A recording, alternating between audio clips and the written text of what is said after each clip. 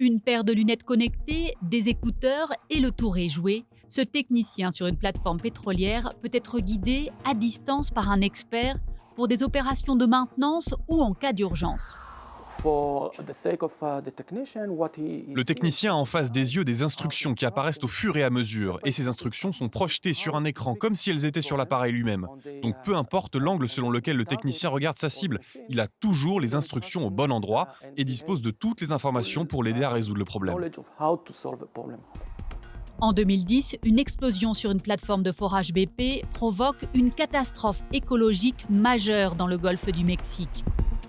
Depuis, les techniciens de BP ont adopté les casques de réalité augmentée et le logiciel développé par Philbit.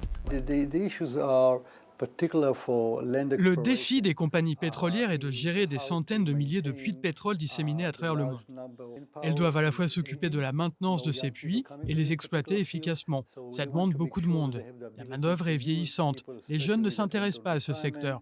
Les compagnies veulent être sûres de pouvoir travailler avec les employés à la retraite et des sous-traitants tout en respectant des standards de sécurité très stricts. Les économies se chiffrent en millions d'euros. Un puits qui était auparavant immobilisé 3 jours à cause d'un problème technique peut être relancé au bout de quelques heures seulement.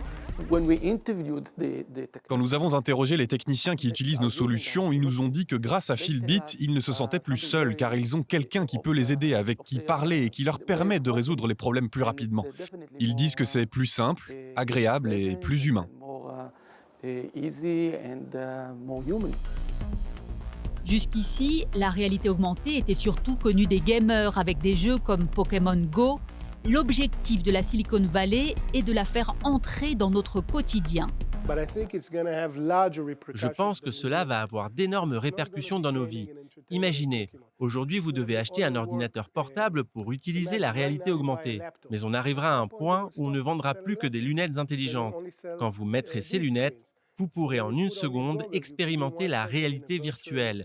Et puis l'instant d'après, être dans le monde réel, en face d'une personne réelle.